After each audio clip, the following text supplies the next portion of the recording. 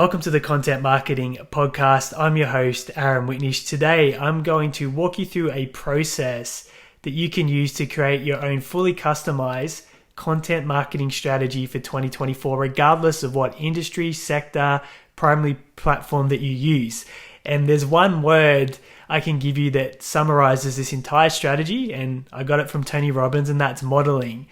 What you're essentially going to do is go, who's the number one creator, whether that's a business, personality, brand, on the primary platform that I want to specialize and focus on in 2024. So the platform that has your target audience, and reverse engineer what they're doing. So when are they posting, at what frequency, what style of content are they utilizing, what hashtags, and then you've got their content creation strategy. And from there, you can model it to an extent, because what you're doing is borrowing success, what already works, and emulating that, but then naturally keeping it authentic and aligned with yourself and your own brand.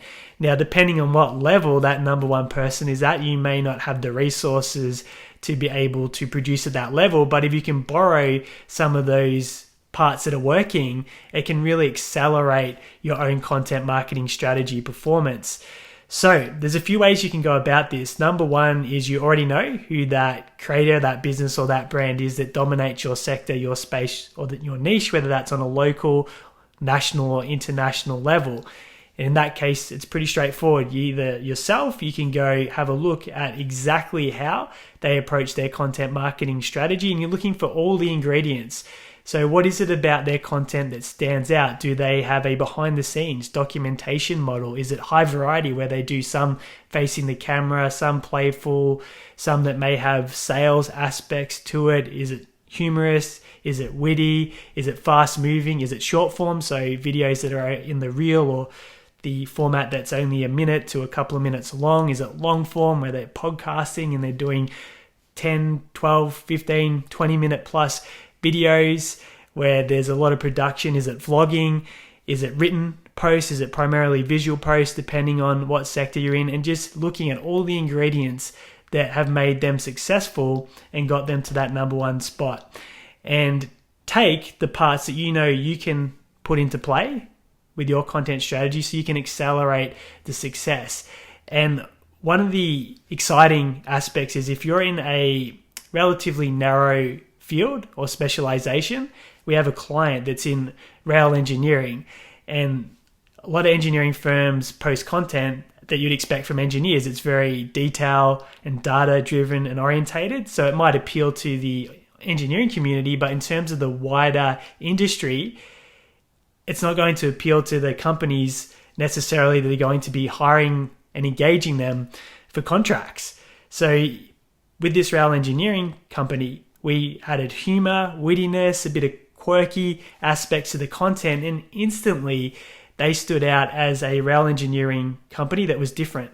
And the byproduct of that was they became renowned very fast in their industry because people saw their content, and naturally some other engineers in the space were judgmental because it wasn't traditionally how engineers would create content.